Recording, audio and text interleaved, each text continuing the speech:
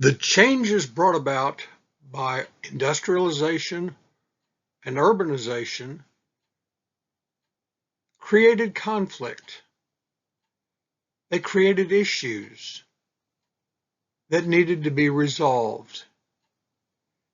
And in the late 1800s, different groups began to try to come together to solve the problems created by industrialization, urbanization, and immigration.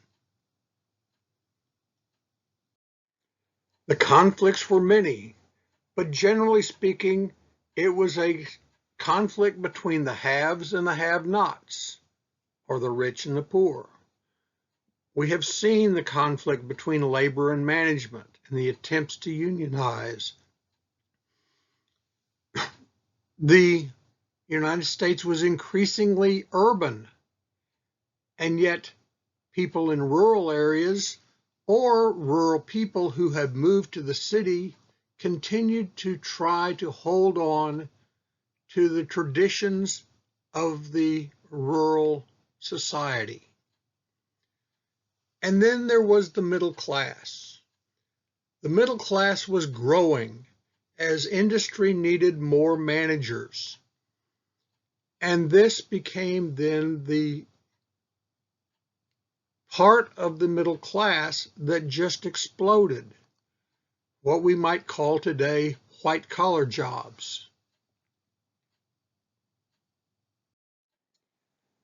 As far back as the Civil War, there were concerns about the concentration of wealth and power in the hands of a few who ran the corporations. For example, Abraham Lincoln expressed this when he talked about the enthroned corporation that would corrupt government, that money power might destroy the republic. All the way to the 1930s, there was this concern for liberty and democracy. President Franklin Roosevelt, although he was talking about fascism and the rise in Germany, was talking about ownership of government by individuals or by groups, controlling private power, as he called it, taking away democracy and the people's control of the government. And even today, there is concern. Warren Buffett admits there's class warfare. And my class, the rich class, we're winning. We are the power, not the people. What to do about the strength of the corporations? There was no person to throw into jail for their abuses because of the concept of corporate personhood. The leaders of corporations were pretty much immune to being held responsible for the actions of the corporation. So how do you rein in the power of this concentration of wealth? What can you do about the wealthy controlling politics? This cartoon illustrates how the corporations or the trusts back then, you see the copper trust and the sugar trust, coal, and they're sitting there behind the legislators telling them what to do. This shouldn't be part of a democracy. The legislature should represent all of the people. But in the late 1800s, the concern was growing that this power of the corporation was crushing democracy by controlling the political process, and particularly legislatures. So you began to see cartoons like this one of trusts capturing Lady Liberty,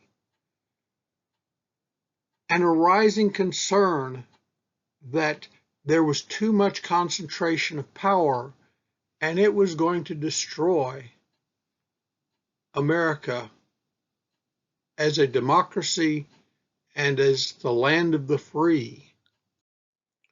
There was concern about collusion by the industrialists, crony capitalism as it was called, that they would make inside deals, that they would conspire with each other to gain more power, that they would corrupt any competition to keep it from challenging them. And remember, the industrialists did not believe competition was good. They believed it interfered with efficient business practices.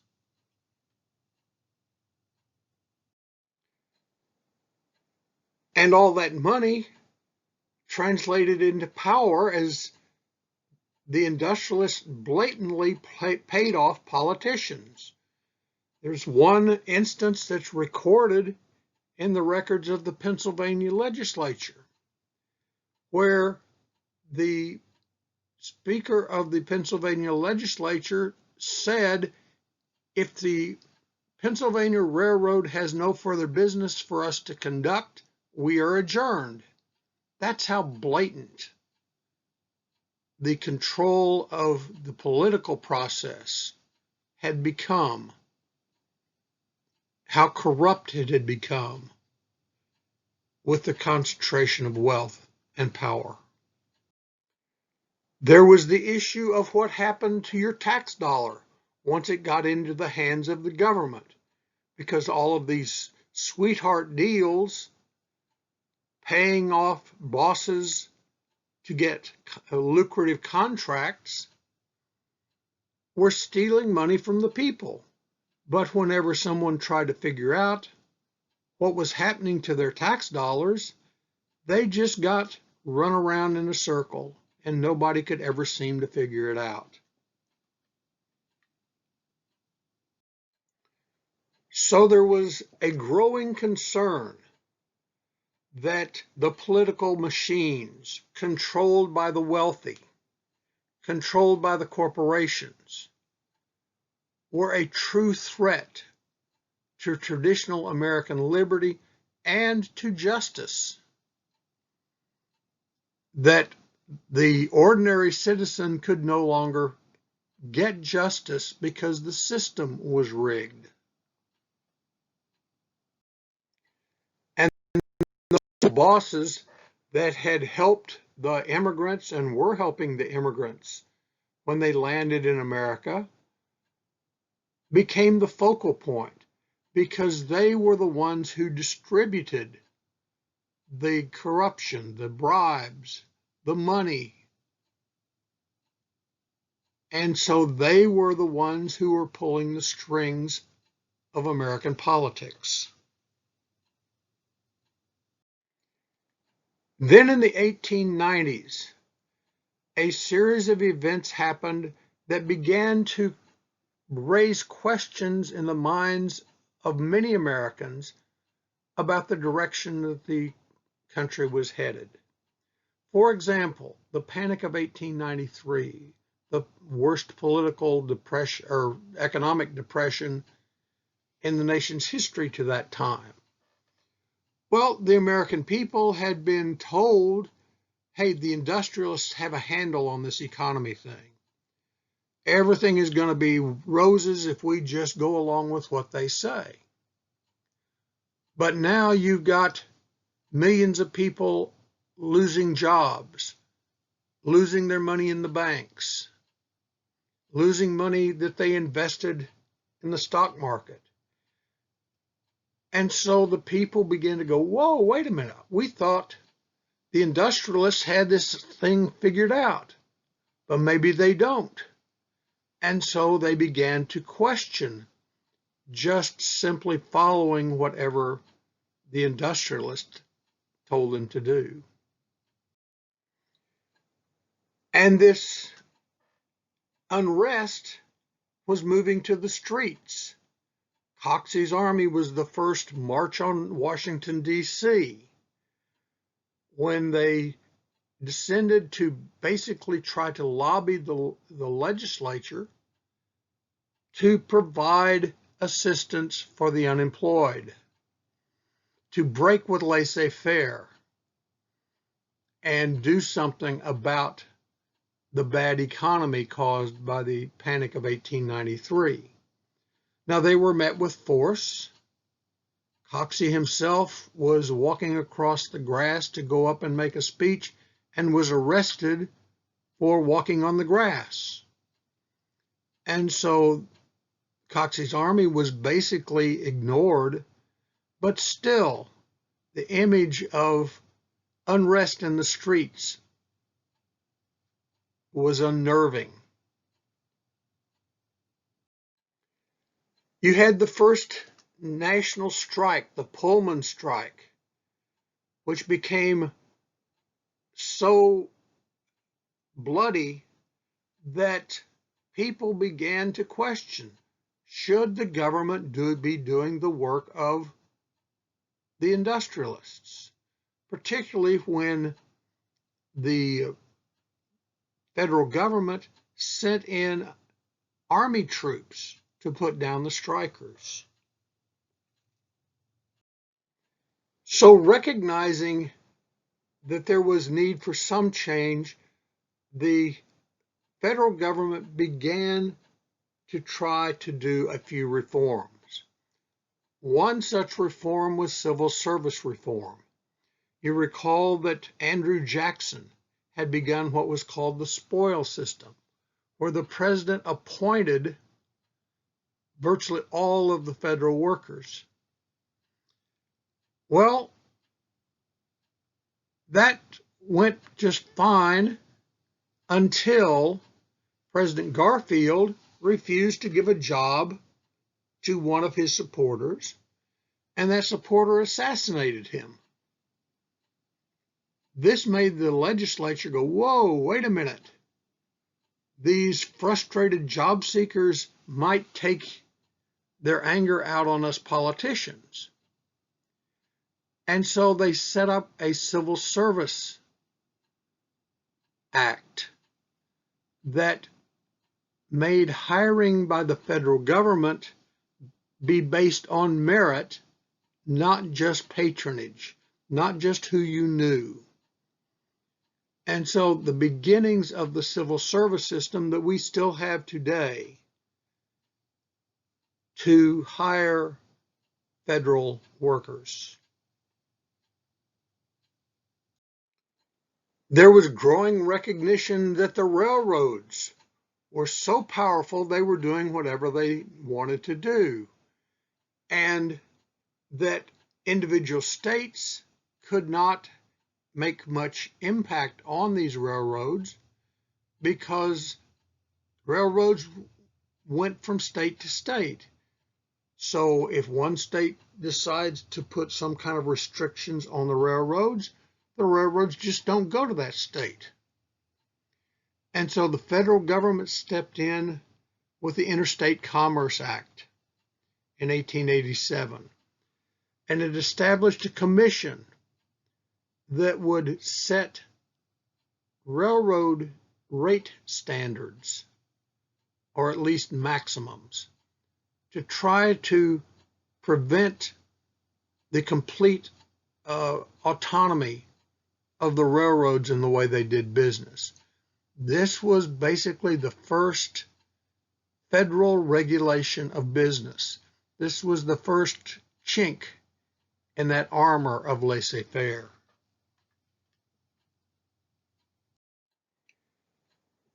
Some members of Congress began to be very concerned about monopolies, or as they were called back then, trusts.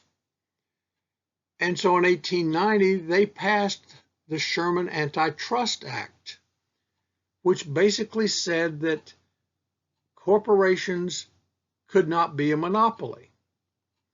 Now, it would take more than 10 years before this act was used to try to break up a monopoly. Initially, interestingly enough, this act was used against labor unions because part of the act said that it was illegal to act in restraint of trade. And the corporate lawyers went to court and got rulings from conservative judges saying that a labor strike was in restraint of trade and therefore illegal. But ultimately, in the first years of the 20th century, this act would be used to begin the process of trying to break up the power of the monopolies. And so there was a growing belief that business was too powerful, the trusts were too powerful, and were too in control of the government, of the economy, of the country. The question then was, well, what do we do about it? One of the first groups to organize to try to address the inequities that were being created in the economy were farmers. The Farmers Alliance rose in the 1870s and 80s and became what was known as the populist movement. It evolved into a national political party, the People's Party. They believed that their profits were being stolen by big business, that they were not getting paid a fair amount for what they grew. And so they came together in hopes of being able to create a system of justice, of free trade, a system not controlled by the monopolies.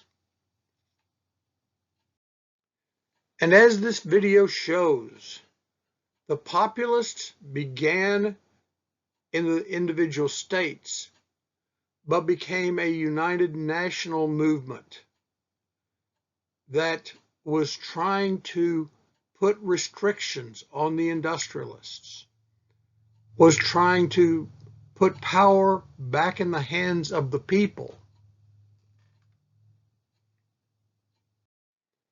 The philosophy behind populism was that government must step in and restrain those who were making profits and keeping the poor poor,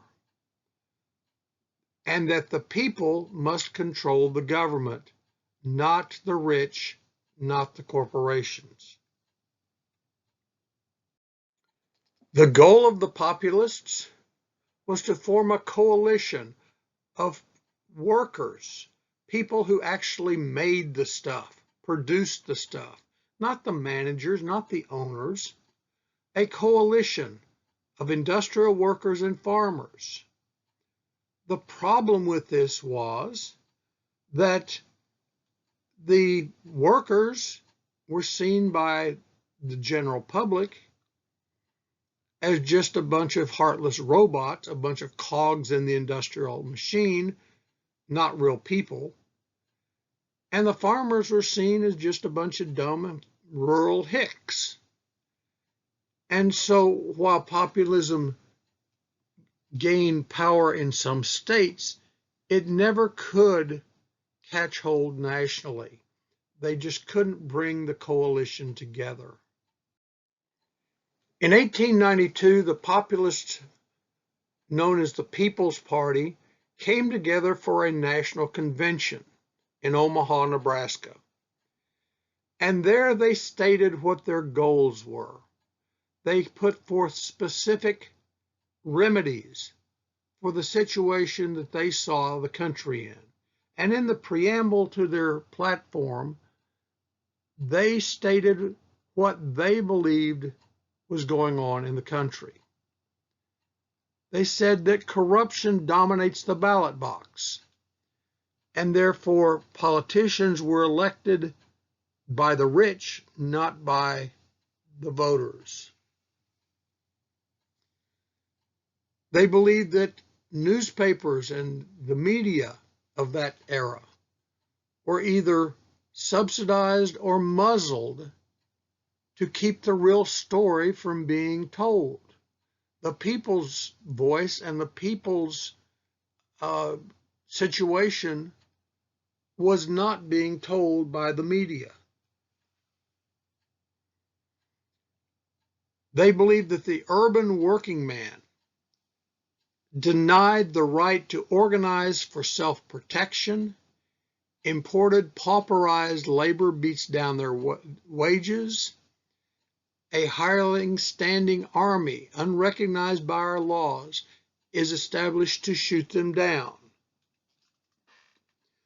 This, of course, is talking about the use of government to prevent unionization, in other words, the organizing for self-protection. This is referring to pauperized labor, in other words, immigrants. These poor people who will come in and take any job just to have a job. And so if the workers tried to, say, strike for higher wages, the industrialists just hired new immigrants who were willing to work for less. And so there is an element in populism of anti-immigration.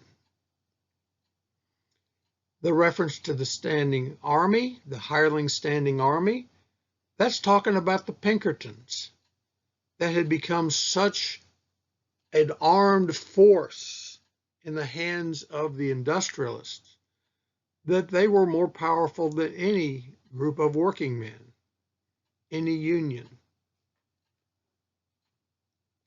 Finally, when it came to the economy, they believed that the fruits of the toil of millions, in other words, the farmers, the industrial workers, those people who were actually had hands on making stuff, those people, their money was being stolen to build up colossal fortunes for the few. And that as things were progressing, the United States would be made up of two great classes, tramps and millionaires, referring to the growing gap between the rich and the poor.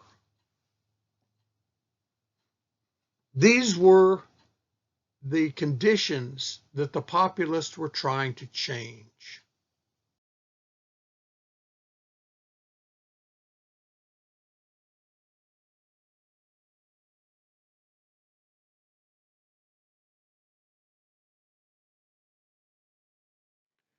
Another theme of the populists was to put more power in the hands of the voters, of the people.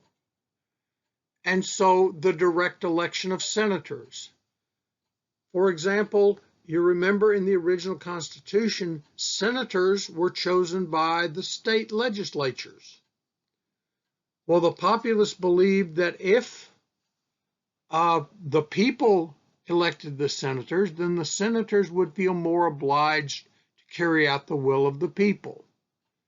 That the corruption of the state legislatures would not lead to corrupt senators if the people directly elected senators.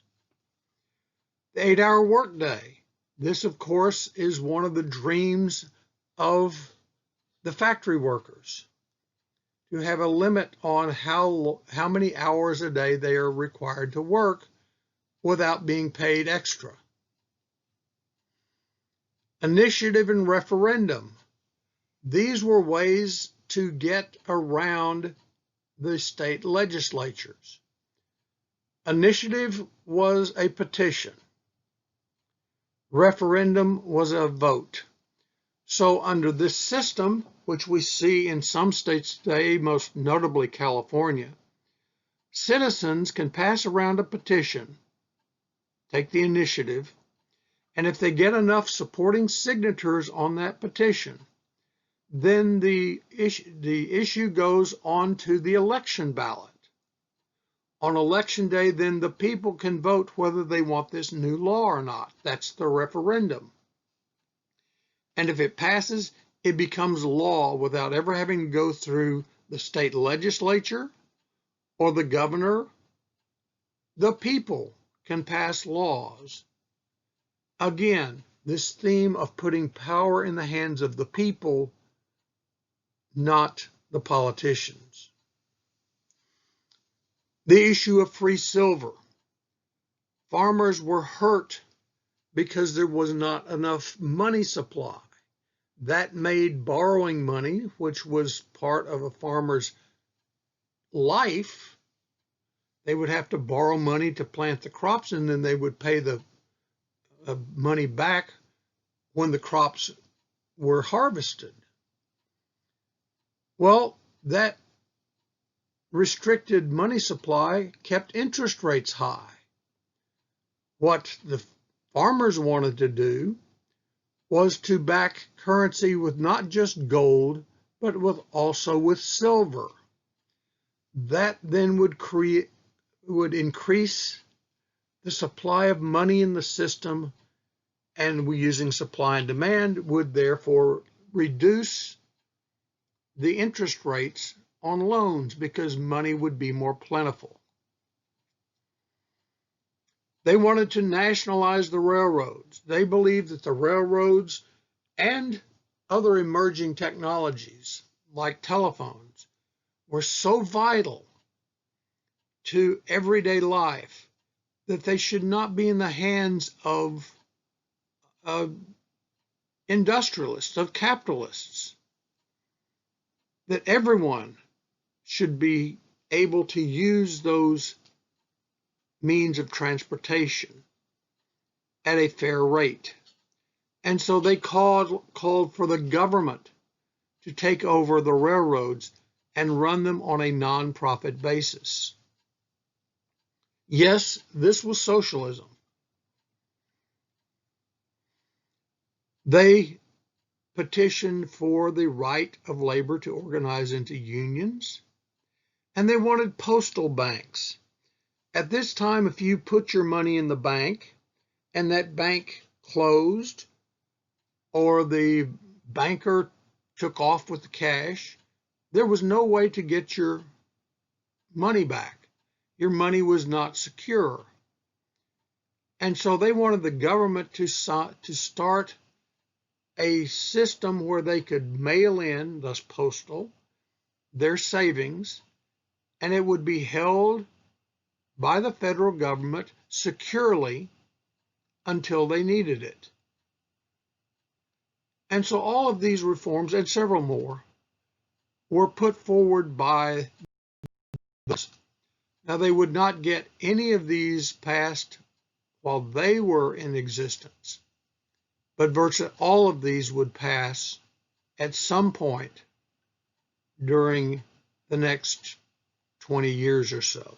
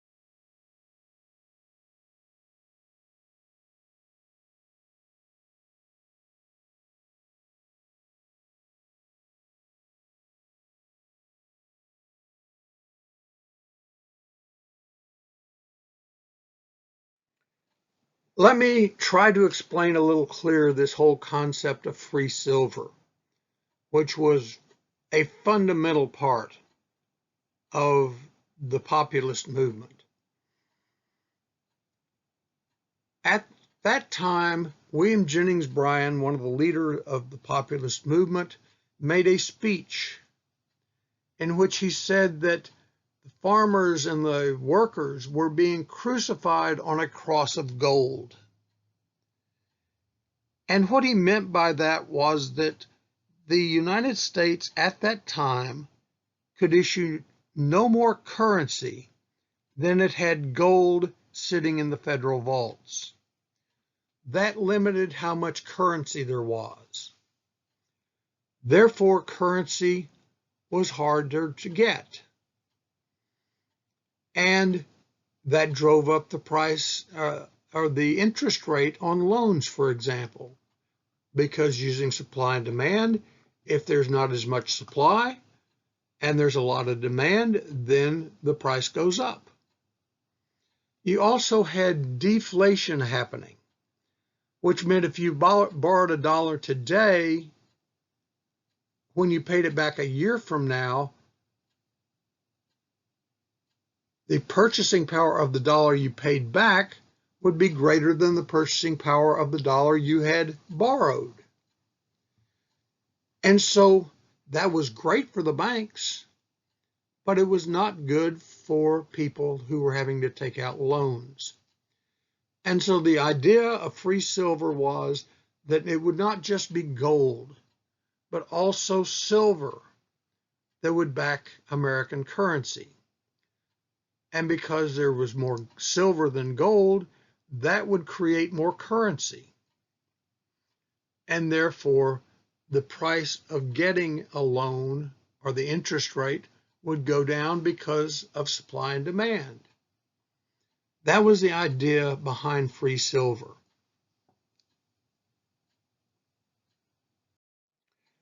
But populism was ultimately defeated because it was hard to pull any group of Americans together based solely on their economic situation at that time.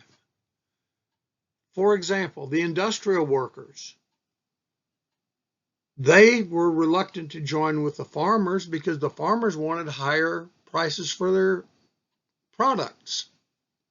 But those industrial workers were having to buy food. They didn't want higher prices of food. Similarly, the populists were divided by race. The northern populists accepted for African Americans, but southern populists would not. And then there's always been the difficulty of uniting people on an economic basis in the United States, because we do not have a permanent labor class. Much of Europe has had a permanent working class. The father was a miner, therefore the son's going to be a miner, so forth and so on. But in the United States, this is the land of opportunity, the land of the American dream. And so there has always been the attitude that I may just be a factory worker today, but tomorrow I'm going to be a manager.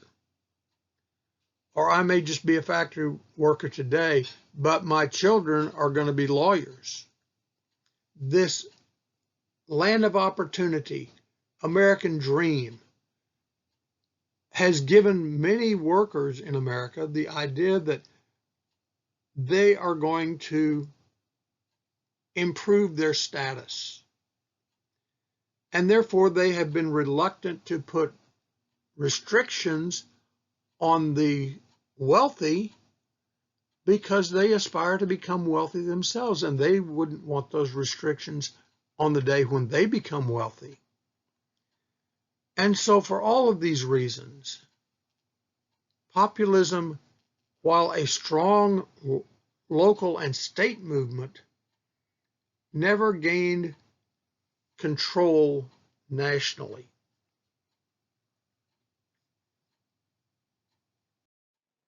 And so conditions that the populists were trying to address continued. Democracy being crushed by the monopoly. Liberty and justice being stepped on by the money powers. Other groups proposed their solutions to this situation. For example, the socialists. They were a fairly strong political party.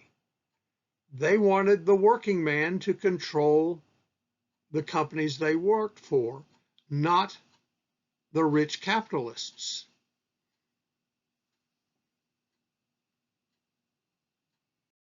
And even today, we still struggle with who the government should represent. We see Bernie Sanders taking on Donald Trump. Bernie Sanders wants to tax the wealthy. Donald Trump and conservatives say, no, we don't want to tax the wealthy and the corporations. So what is the best course of action to make sure that the people are served by the government?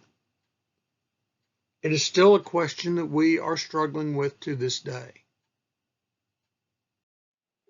So what began to emerge at the state and local level during the 1890s was a reform movement that would come to be known as the progressive movement.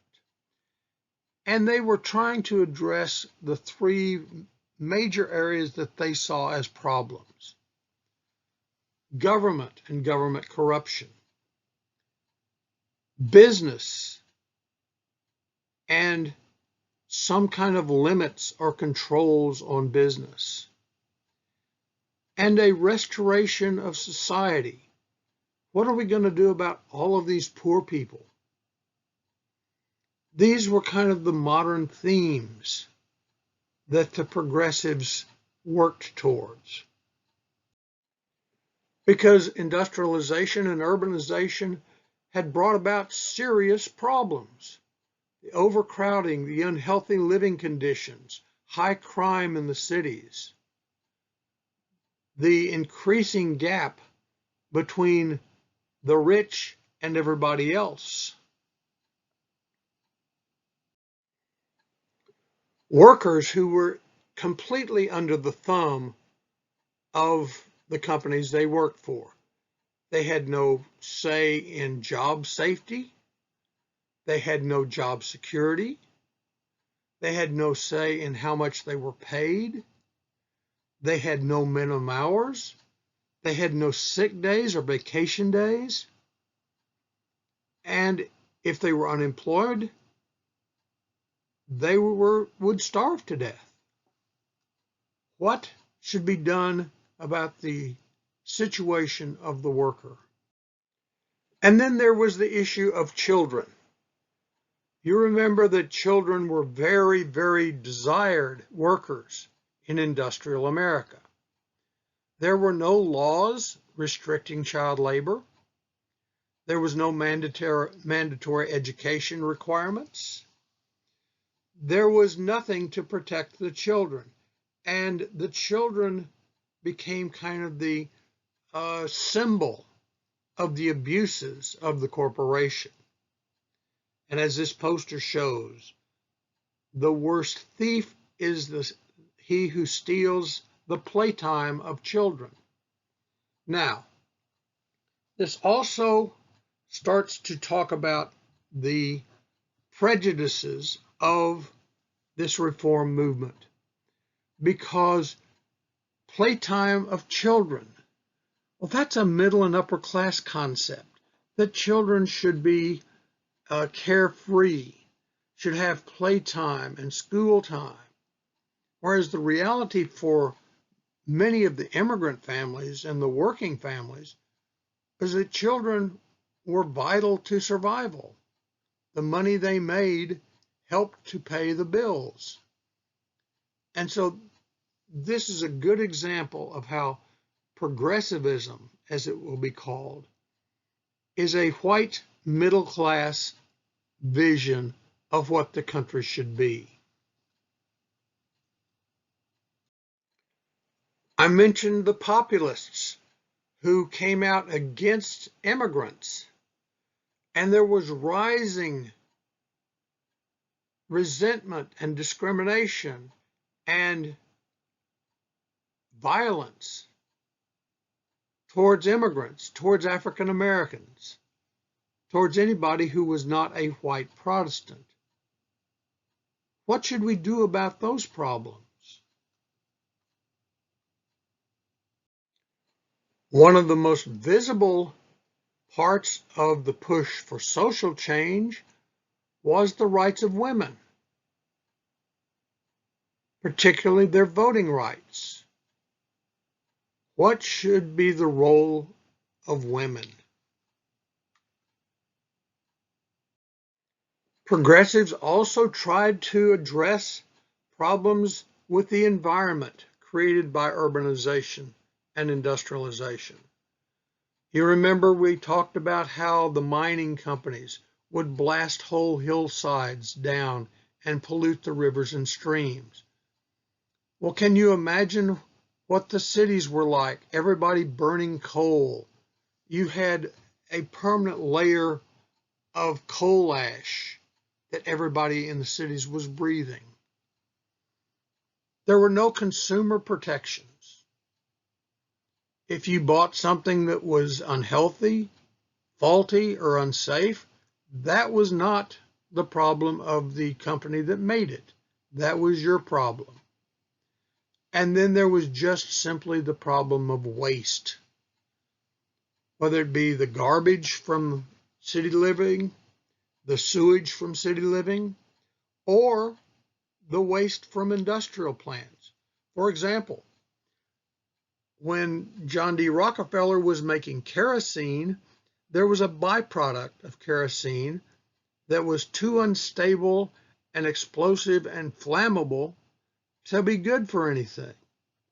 And so they usually just dumped it into the nearest river. That byproduct that they were just getting rid of was gasoline. And we have documented proof that rivers and lakes caught on fire because of all the pollutants in them during this era. So what do we do about the environmental concerns? And then, as we talked about before, there was the political power of the monopolies and the trusts of the very wealthy who could bribe politicians to do whatever they were told to do.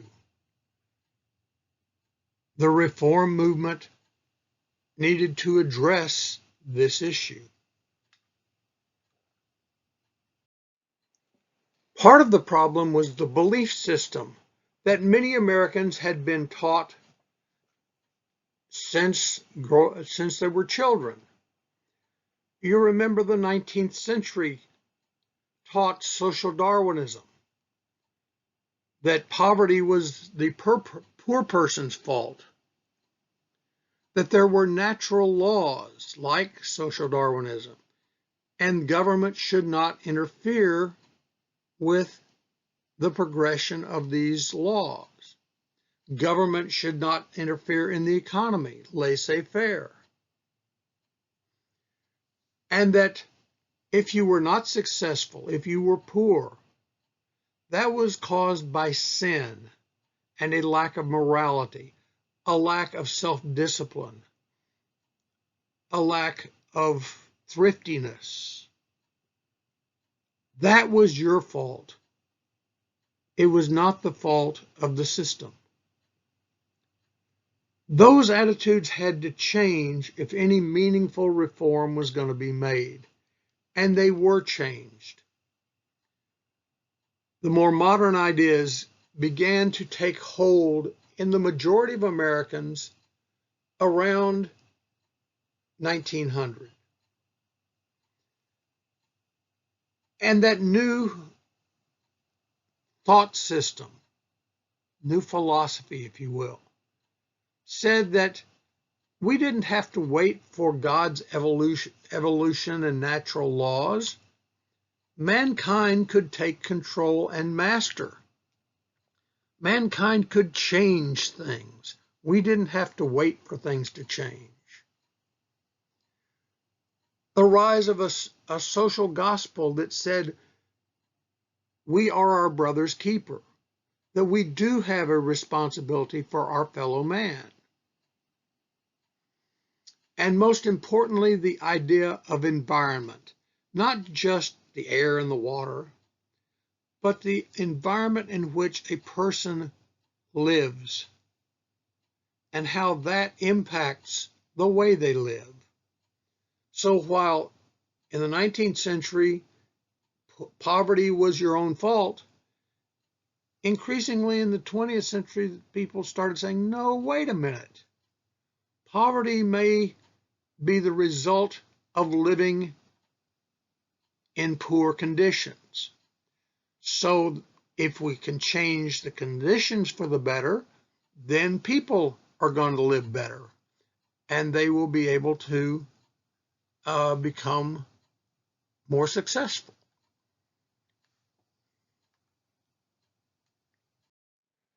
This idea of nature versus nurture, of being able to change the way people act by changing their environment, was captured in an old Eddie Murphy movie. It's called Changing Places. And this video clip shows the argument. Is a person naturally born poor, or are they made poor by the environment in which they live? And that's what this clip talks about. I don't know how many of you recognize these armbands. They have been sporadically popular over the years. But the question, what would Jesus do? This question was originally asked back in the late 1800s, early 1900s by a minister. And his sermon was that we have a responsibility for our fellow man. It's not just everybody for themselves. What would Jesus do? What would Jesus do was the theme of this best-selling work of fiction. It was about a minister who, on a Saturday night, was putting the finishing touches on his sermon for Sunday morning when there's a knock at his door. And at his door is a beggar asking for food. The minister says, I don't have time for this. I got to finish my sermon. He slams the door in the face of the beggar. The next morning, while he's preaching his sermon, this same beggar walks down the aisle of the church and collapses and dies from hunger. This gives the minister kind of an aha moment. What would have happened if I had given him food last night? Would he still be alive? And so the next Sunday, he asks his congregation, before they take any action, to stop and think, what would Jesus do in this situation? This is the essence of the social gospel, the growing belief that we do have an obligation to our fellow man, to our fellow citizens. And this will become a large part of the social change that is brought about by the progressive movement. Finally, another root of this progressive reform movement is muckraking. These were journalists who went out, you might call them investigative journalists today. They went out and found the facts and then wrote articles and books exposing the ills of society, exposing the exploitation of workers, the corrupt business practices of the industrialists. For instance, Ida Tarbell, she wrote an expose showing how John D. Rockefeller and Standard Oil were corrupting the business world. We've talked about Jacob Riis and how his photographs exposed the horrible living conditions of the working poor in the cities. Upton Sinclair, his book The Jungle, that exposed the unsanitary conditions in the meatpacking industry. The belief of the muckrakers was that if we expose the bad stuff that all of these folks and these companies are doing, that people will get outraged and they will rise up and demand change. That was the theory of muckraking, as it is the theory of investigative journalism. You expose wrongdoing, and the people rise up and demand change. And so more and more Americans were becoming convinced that this new industrial age was having a negative impact, or as this poster shows, making human junk. Good material goes into the system. It gets processed and it comes out as poor people, no future, no hope. And so with these growing concerns and the growing awareness that this is happening,